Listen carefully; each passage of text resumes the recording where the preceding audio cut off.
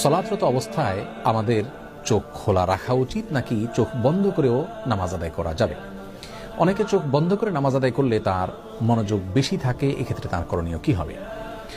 এ বিষয়ে প্রিয় নবী সাল্লাল্লাহু আলাইহি সাল্লামের সুন্নাহ তথা আদর্শ হলো সাধারণ অবস্থায় তিনি সালাত আদায় করার সময় চোখ খোলা রাখতেন।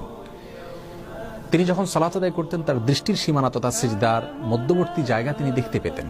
এ বিষয়টি বিভিন্ন হাদিস থেকে অত্যন্ত পরিষ্কারভাবে আমরা জানতে পারি। তাছাড়া একজন মুসল্লি সালাতরত অবস্থায় সিজদার জায়গার দিকে তাকাবেন, সে বিষয়ে নির্দেশনা রাসূল আকরাম সাল্লাল্লাহু আলাইহি ওয়াসাল্লামের হাদিসে রয়েছে। সুতরাং সাধারণ এবং স্বাভাবিক অবস্থায় একজন মানুষ চোখ খোলা রেখে সালাত আদায় করবেন, সে বিষয়টি তার জন্য উচিত এবং উত্তম এবং সুন্নাহসম্মত।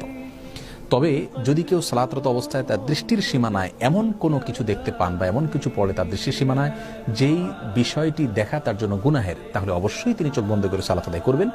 আর যদি যৌক্তিক কোনো কারণে তার চোখ বন্ধ করে সালাত আদায় করতে হয়, যেমন স্বাস্থ্যগত কারণে ইত্যাদি, তাহলে অবশ্যই তিনি সালাত আদায় করতে পারবেন চোখ বন্ধ করে। আর নিছক মনোযোগ ধরে রাখার জন্য তিনি চোখ বন্ধ করে সালাত আদায় করলে সেটি তার জন্য জায়েজ হবে কিনা, সে বিষয়ে ফোকায়ে কেরাম এবং আইম্মা ইজআমের দুটি মত রয়েছে। অনেক ফকিহ এবং ইমামগণ চোখ বন্ধ করে সাধারণ অবস্থায় সালাত আদায় করাকে মাকরুহ বলেছেন, অনেকে অনুমতি দিয়েছেন। যারা মাকরুহ বলেছেন তাদের যুক্তি হলো, প্রথমত রাসূল করিম সাল্লাল্লাহু আলাইহি ওয়াসাল্লাম চোখ খোলা রেখে সালাত আদায় করতেন।